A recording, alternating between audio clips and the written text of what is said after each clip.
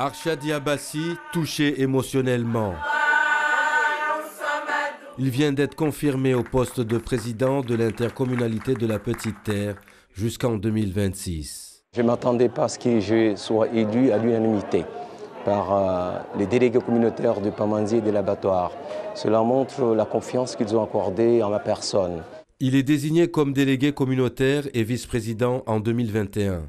Cette année, il accède à la présidence de l'intercommunalité de Petite Terre par intérim, depuis la démission de Seyd Omar Wali, devenu sénateur de Mayotte en septembre 2023.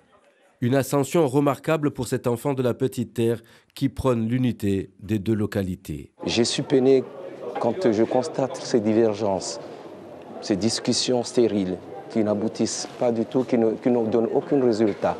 Donc j'aurais souhaité que les gens se ressaisissent, que les élus de Pamandzi, que les élus de l'abattoir, qu'on puisse s'entendre, se réunir et travailler ensemble.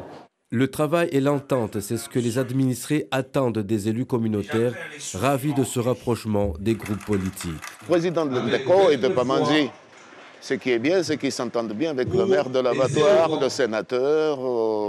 Il a su quand même regrouper une bonne équipe d'une nouvelle majorité à Pamandzi pour pouvoir travailler, et nous lui faisons traiter confiance. On l'encourage beaucoup en tout cas. Ça fait depuis le mandat précédent qu'on a commencé certains projets. Maintenant, on attend que ça soit concrétisé.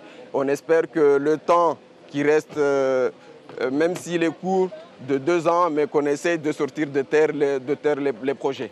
Arshad Yabassi veut mener les projets en attente et en cours à leur terme. Et l'emploi des jeunes semble être au cœur de ses préoccupations. Le premier projet qui me tient à cœur, c'est la NPRU de la Vigie, dont les travaux vont commencer en mi-novembre, c'est-à-dire la semaine prochaine.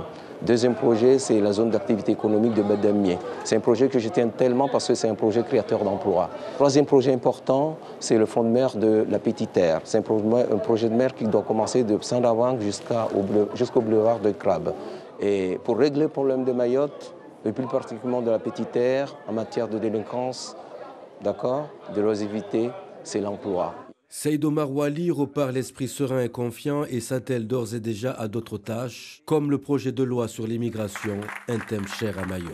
Dès le lundi, je serai au Sénat pour défendre des projets, notamment sur cette carte territorialisée qu'on donne aux gens, une carte de séjour territorialisée, qu'on donne des gens ici et qu'on fasse de Mayotte une prison assez ouverte.